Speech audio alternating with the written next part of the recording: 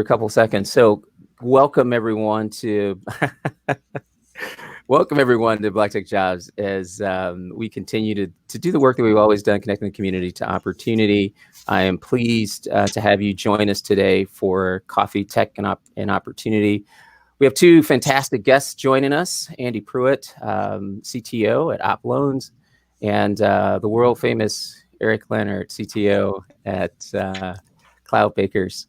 So I wanted to start our day with a couple of quick intros, and these gentlemen's backgrounds and experience in technology and leadership speak for themselves. But Andy, if you could tell us a little bit about your firm, Op Loans, and what you do there, and what your team's working on at a high level. Sure.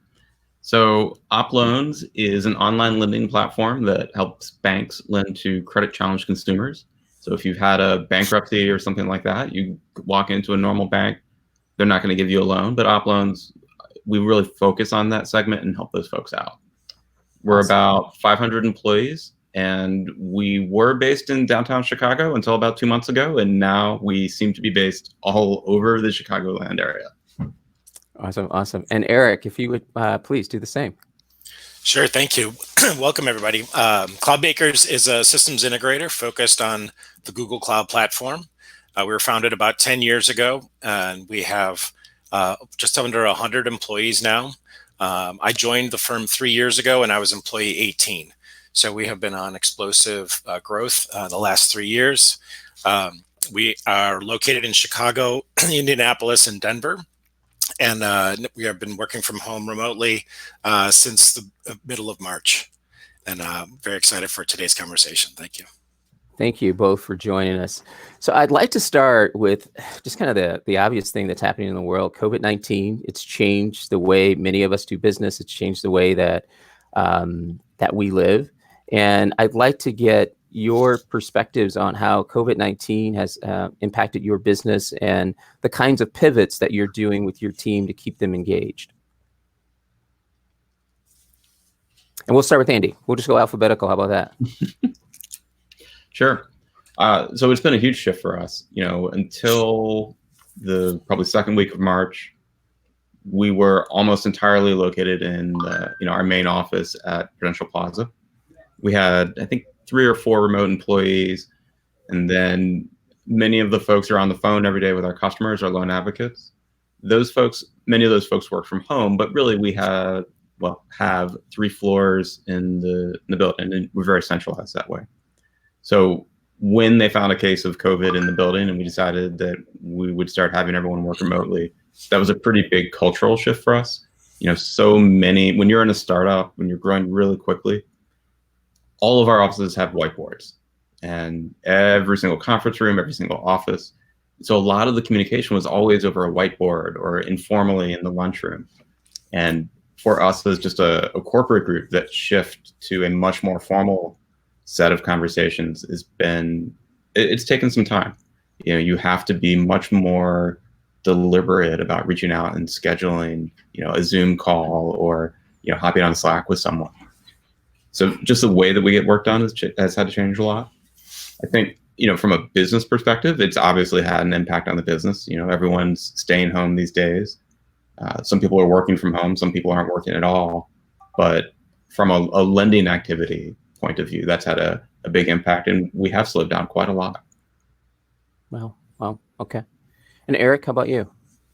Well, first I want to just kind of express empathy and gratitude. We had 100,000 layoffs in IT in April. So our whole staff is very fortunate to still be very actively employed and working on client work, very busy. I also have a number of my former 400 students at IC Starge who have been laid off in that wave. So I'm in regular contact outside of work with a number of folks in my network, trying to help provide support and guidance and ideas for how to stay engaged, keep your resume fresh, etc.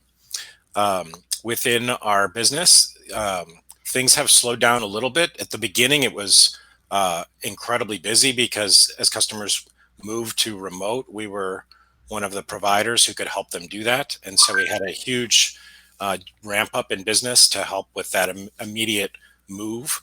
And a number of customers were able to make that change and meet the demands that they were seeing. One bright spot example I like to talk about is Aspire Indiana.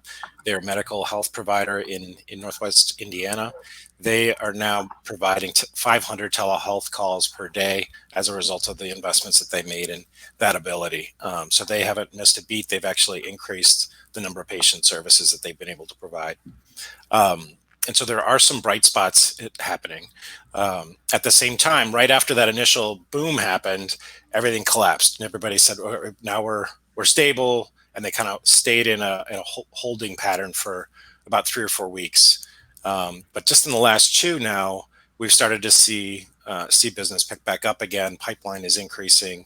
Projects that had been on hold are starting to come back online, and so the team is getting pretty re-engaged there, pretty excitedly. For us, from a business standpoint, I agree with Andy completely. The nature of our work is whiteboards. Even though we've been a remote company, we've got 20% of our workforce that works from home on any given day, and we work with 500 clients nationwide. So we're almost all digital interactions with our clients. Before this, we were well positioned to do work digitally, but that intangible of seeing people in the office, the water cooler conversation, if you will, and the collaboration that's possible with whiteboarding and having people in a room working together is something we're still working through on figuring out. Operationally, we do a much more rigorous job right now looking at cash forecasting and doing scenario planning for different levels of what could potentially be coming down the pipe.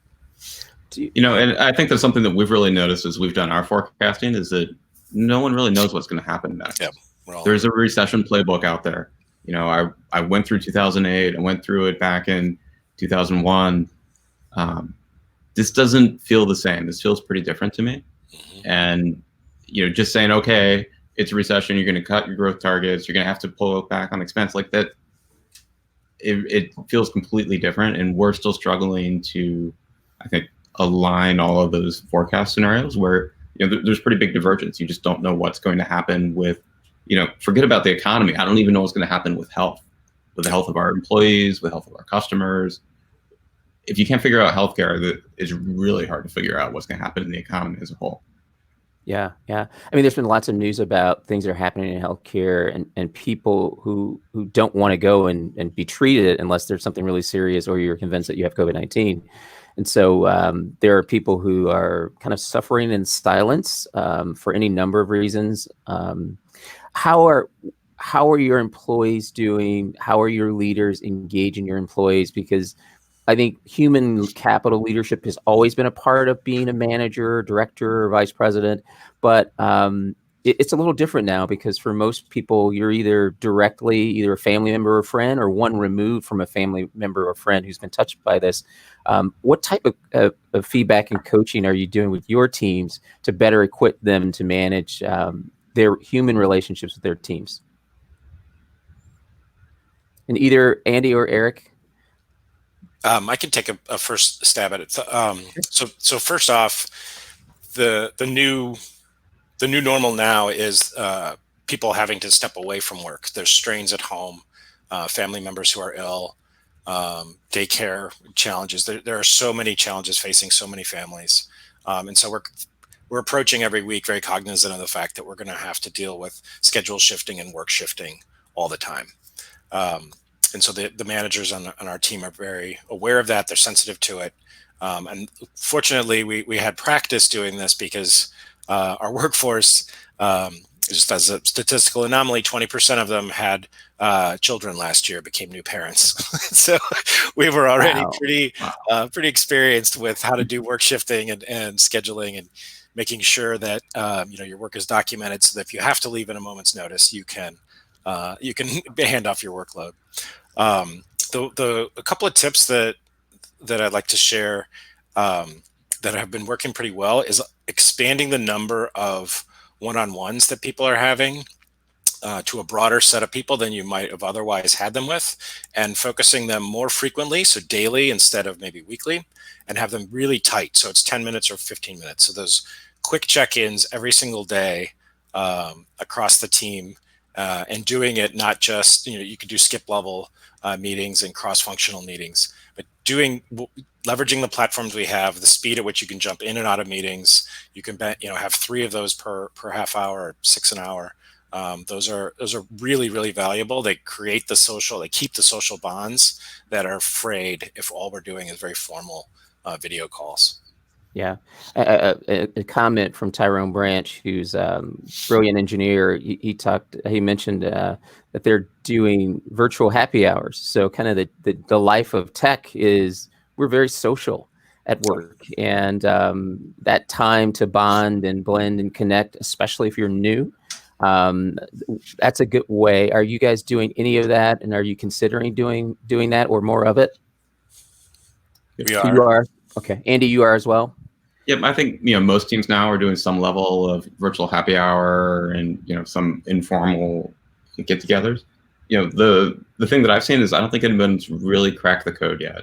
Like, it turns out that we're social people, we're social animals. We want to be together with folks, and I don't think we've found a virtual replacement for that. We found things that are band-aids. So we're working hard on that. I think a lot of companies are still struggling on how to bring everyone together there. We're also struggling a little bit because we have onboarded at least probably 5 or 10 people now in tech since the beginning of all this, just virtually.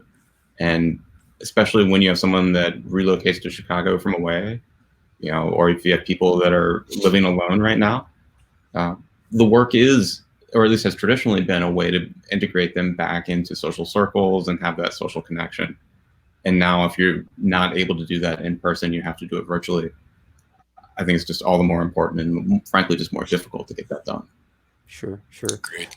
One of the things I've seen at some of the companies that I've been involved with is kind of and in the military, when I was in the military, the buddy technique. And so every new employee had not necessarily a mentor, but a compadre that they could talk to about anything, and that they would schedule time. And even to the degree that some of the recruiting or onboarding teams scheduled these meetups at a cadence that made sense. They may be once a quarter, once every 6 or 7 weeks, and then allow them to organically schedule at a more frequent pace if necessary.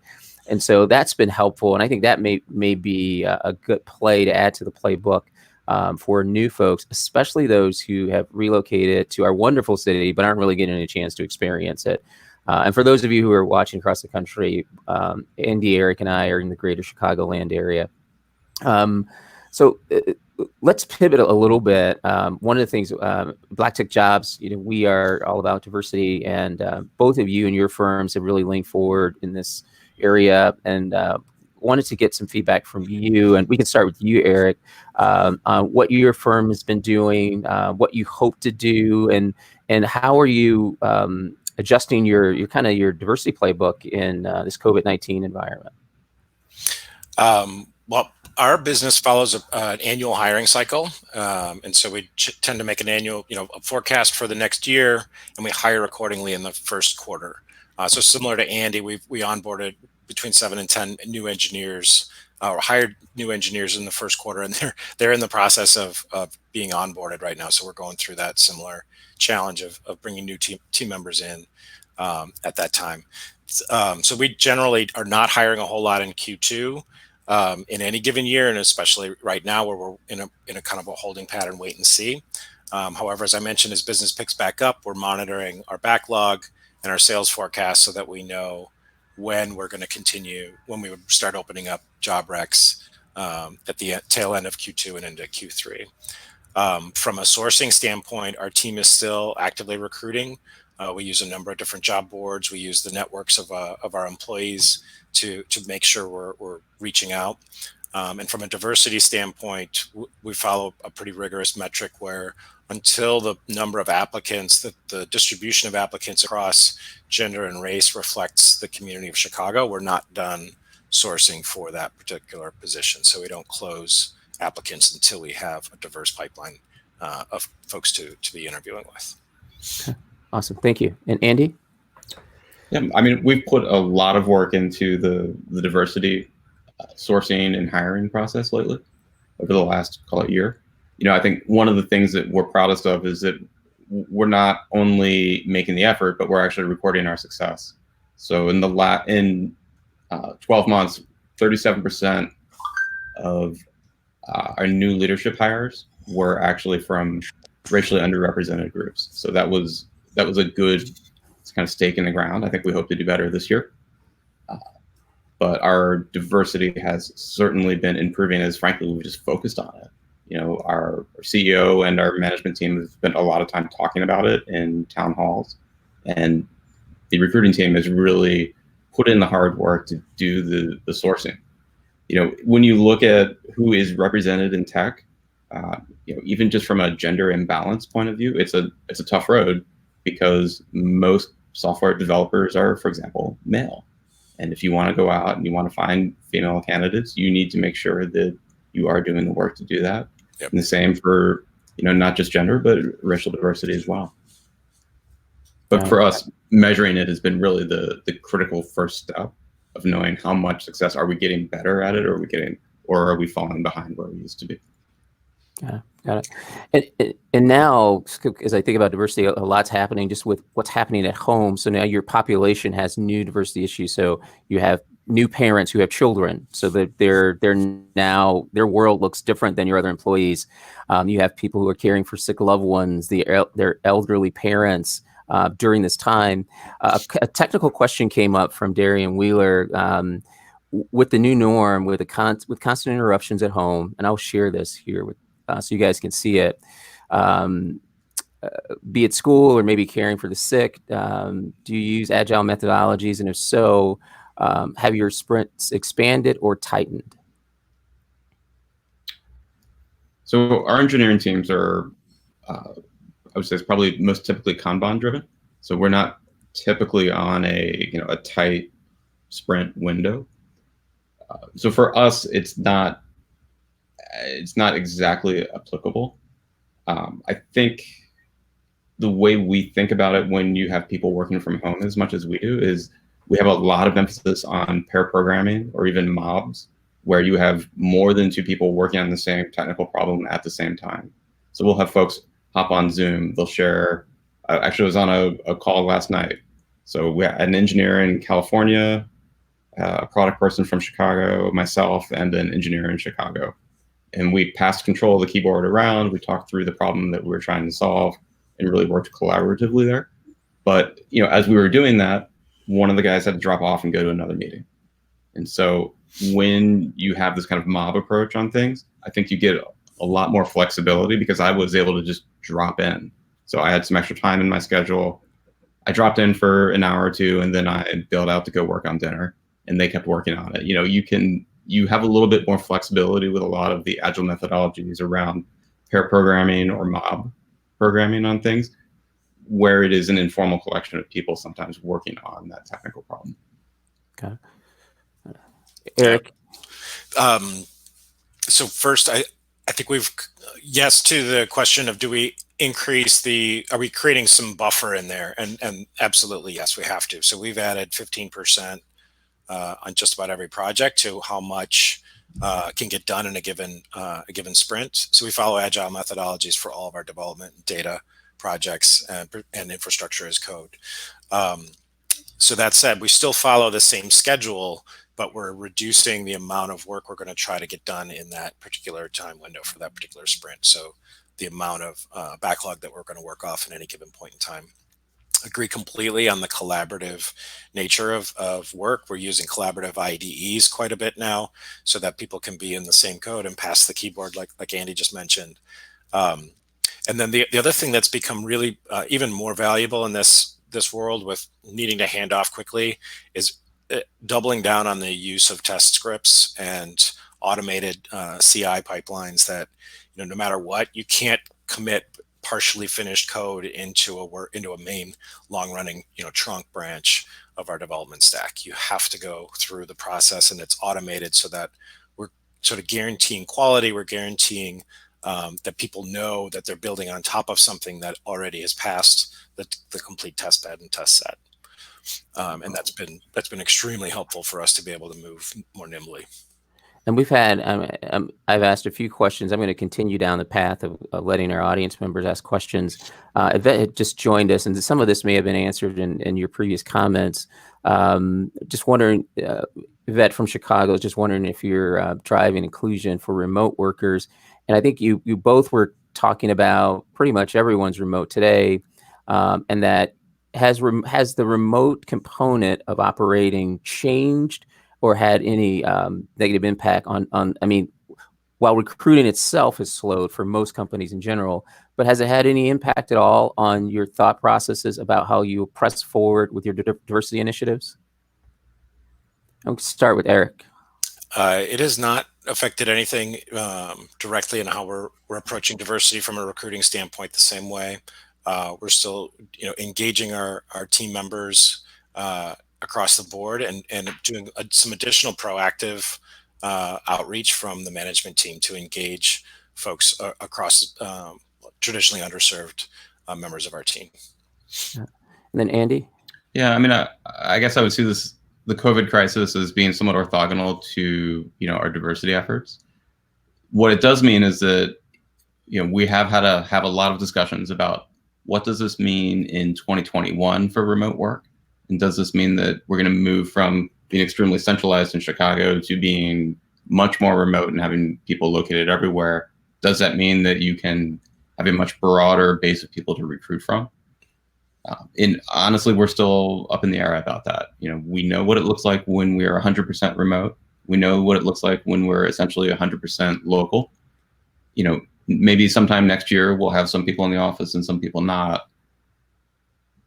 As a company, we haven't worked out all the mechanisms for how to make that transition and what that would look like going forward. So I'm hoping optimistically that if we can work out how to have people remote and local and have that be productive, that will allow us to have more freedom to pursue a large, diverse workforce if we don't have to limit ourselves just to this market.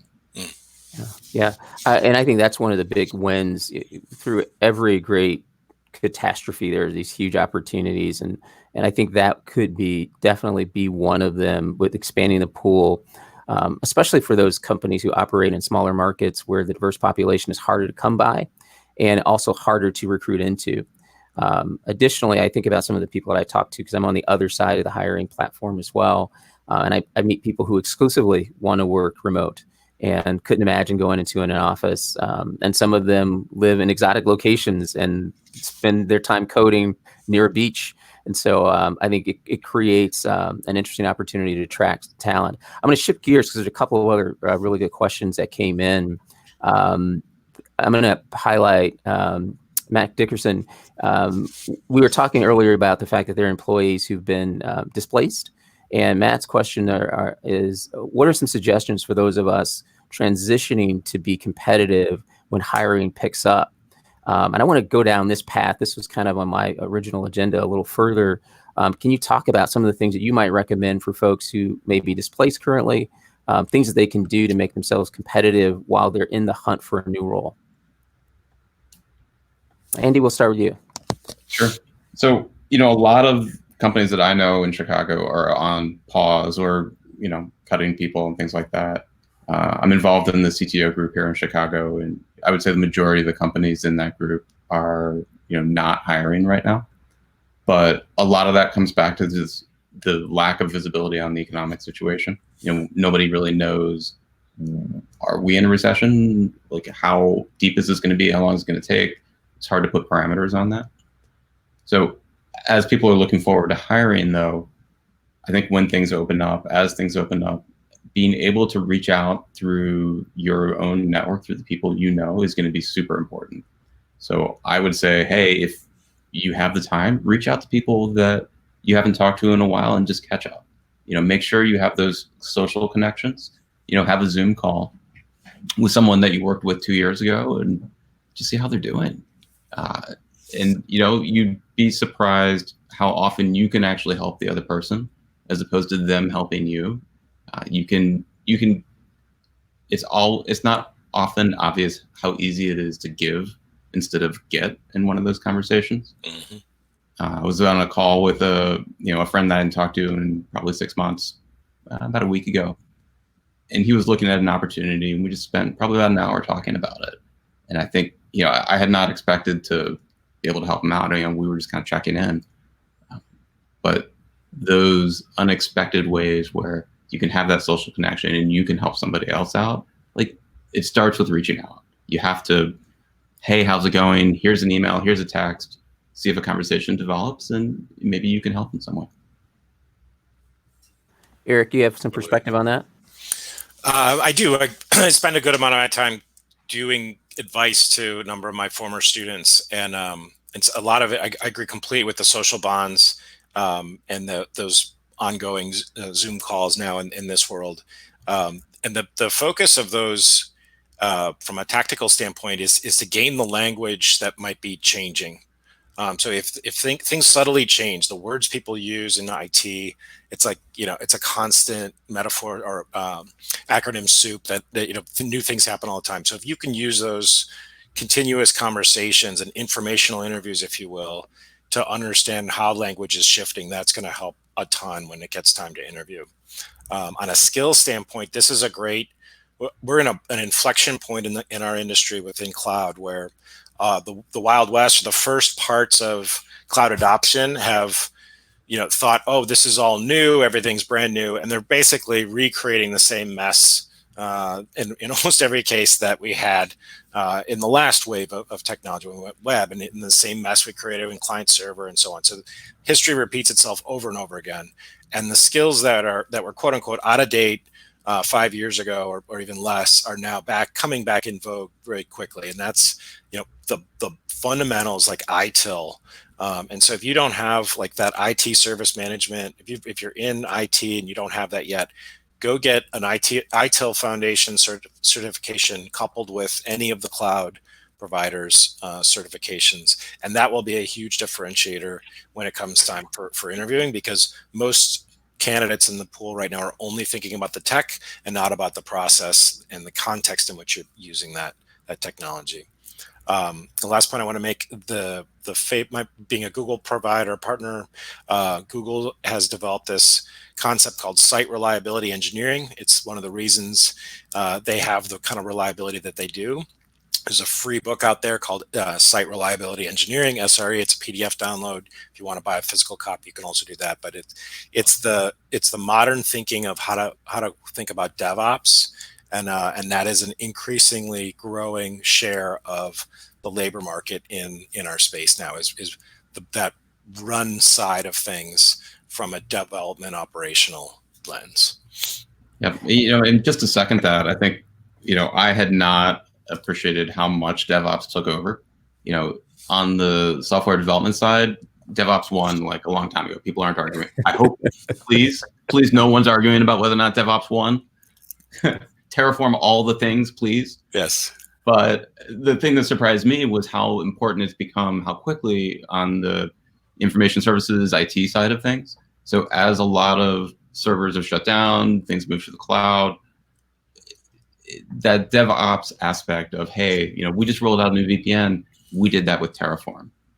3 years ago, I don't think that would have been the standard way to think about that. We have a very complex AWS environment. We plugged it in with Terraform. But when you're using tools like Terraform or some of the other kind of provider-specific DevOps tools, those things are bleeding out now into more traditional IT infrastructure tasks as well. I'm sorry, I'm talking on mute. Eric, I'm going to ask you to repeat the name of the free book you were just described. So if there are other listeners who didn't catch that, what was the name of that resource? Site, like website, Reliability Engineering, SRE. Awesome. And if you're going to read that, take a look at Accelerate as well. Accelerate. And so as we talked a little bit about, and we are huge advocates at Black Tech Jobs about the power of networking and relationships. And in some instances, if you don't have the network to reconnect to, if you're kind of in those first 3 or 4 years of your technical career, and your network are primarily folks who were unfortunately displaced like you were, what strategies might you recommend? And I'll share a few things that I think about because I talk to job seekers a lot. And I leverage LinkedIn to build relationships and connect. And I think there to Andy's earlier point, no matter what level you're operating, you have the power to give something. Mhm. And if you take some time to do a little research on the person that you're trying to connect with and add value to their life, it's like the old candy store routine. People are often willing to give back. And so I always think if you reach out and you can give something meaningful to someone, no matter what level they're at in comparison to you, that you can build a relationship one-to-one over time. And it doesn't mean that it's a 100%.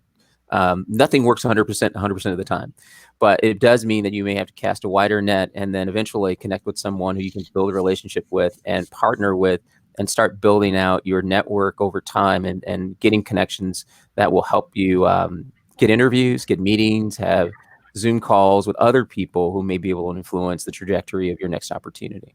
And I'll pause there because I'm not a guest on this show. Andy, what are your thoughts on it? I think just social relationships, knowing people in your neighborhood, knowing people in a church, knowing people at a school. Anytime you're out there helping in one of these community organizations or just in the community, you're going to meet new people. And what I have found is that sometimes those people are professionally helpful, but sometimes they just help me think about the problems I'm dealing with in a different way. And it can be a little bit of a refresher and a recharge, and lets you go off and tackle the technical and professional problems with a different perspective. Because when I go to work every day, I am largely surrounded by technical people solving technical problems. And every so often it surprises me that that's not how the rest of the world actually works. That we are not actually all software people. We're not all tech people. And when you go out to, the local school and you help volunteer with, figuring out how are we going to do a fundraiser or connect with parents, like those are different people who think about the world in different ways. And that diversity of thought, I think, helps when you go back in and you're dealing with technical problems as well. How about you, Eric? I love the conversation of networking because in technology, most of us are introverts and it does not come naturally. When I first joined at IC Stars, I was imagining myself being a teacher and spending all my time with the clients and the students. And it turns out in the not-for-profit world, you have to spend an enormous amount of time networking and building relationships outside the organization, because that's the engine of growth for everything. And I would get nauseous before every single one of those events. It was like going to a networking event just terrified me, mostly because I think it's a skill, and I would ask questions and I'd try to meet people and they'd respond with yes or no answers. And then there'd be that awful, awkward silence. And then they would walk away, or people, I'd join a group, ask question, it would be a yes, no. And then the group would break up. It was that terrifying feeling of I'm the anti-networker. And one of the students at IC Stars, Jerome, taught me how to do it and feel confident with a set of questions that you can ask in any context, any situation. And it's not just like the laundry list. Where'd you grow up? What do you do for school? But the ability to move from whatever the topic is to the next question that's related. So you're not abruptly changing. And so on. Long story short, you can learn how to get good at facilitating conversations and networking. And as soon as you feel that comfort level, you might still have butterflies when you go to these events, but it's going to come way, way down. And as Andy mentioned, like the value of these relationships and getting outside of your comfort zone is so critically important for meeting the person who might introduce you to the person who has that opportunity at the time that you need it. So the power of networking is incredibly important. I think most people understand that. For me and my teaching career, and what I shared with my students was, how do you actually turn that? How do you move from I'm terrified of this, I can't do it, to I'm okay with it and I'm going to keep engaging in it. Yeah. And especially as a technical person, I don't enjoy networking. I don't think I've ever really done it, but I have gone out and been social and talked to people and tried to be polite and have a conversation and get embroiled. And maybe sometimes that looks like networking from the outside, but if I don't have to think about it as networking, like that's a lot more comfortable for me personally as a somewhat introverted guy. The other thing is that you can't just turn it on. You can't say, hey, I'm going to be looking for a job, so I'm going to spend the next 90 days networking. Yep. No. Yep. You're a social person. You live in a neighborhood. You probably have a family. You have other things that you're going to interact with. And you always have to be embedded in those communities. You need to own your communities. You need to be in them. And it's a 10-year process. It is not a 90-day process. Yep. And I would say you use the word process, and process by definition has no end. And so it continues to grow and evolve. And so it's not an event where I'm networked, right? I can check the box that, and I would say that. Next year. Yeah. And I would even say, I do a lot of networking. Eric has been around me in a room. It's the nature. I'm a sales guy by trade, and who also knows Python. So I'm an absolute weirdo. There are about 10 of us on Earth, and we are all close friends. But the point is, start small. I always find the easiest networking question or comment or thing that I have to do is to say, "Hi, I'm Will," and I put my hand out, and then anything is possible after that. And if you're forced to ask a question, if you only have one, what brought you here? And if you start there, you'll be amazed by allowing someone else to talk and listening intently, what you can learn about them. And that is the impetus of building any great relationship, is listening and learning about the other person, and in entering, to use Andy's comments earlier, to figure out how can I help you, no matter where you are in life, with something today. If I can do that, then the possibility to make a friend grows dramatically. And we've run over a little bit today, and there have been some great questions. I apologize we did not get to answer, but I do want to thank our guests, Andy Pruitt, Eric Leonard, two great tech talents, great humans. My highlight from this conversation was from Op Loans and their investment in diversity at the middle levels of management and leadership in their company, and all the work that Eric has done historically with IC Stars and continues to do with a very formulaic approach to diversity recruiting. There are few companies who are operating the way your two firms are at the level that they are, even if most of it's happened over the last couple of years. And quite frankly, for most companies, the bulk of execution has happened over the last couple of years. And I applaud you for the work that you have done and the work that you will do. Thank you for joining us today. And for all of those folks who did join us live today, we're going to do this again in a couple of weeks. Our focus in our next session is going to be on human resources. We find that the HR folks are becoming a more and more important part of the business. They always have, always will be.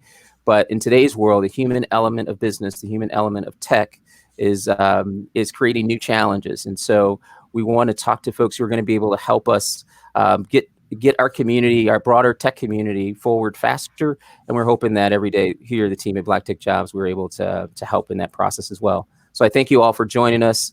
We're going to sign off now, and I'll get you back to your day. For those of you who didn't get coffee, hopefully you got a little tech and a little bit about opportunity. Take care. Bye now. Bye, everybody.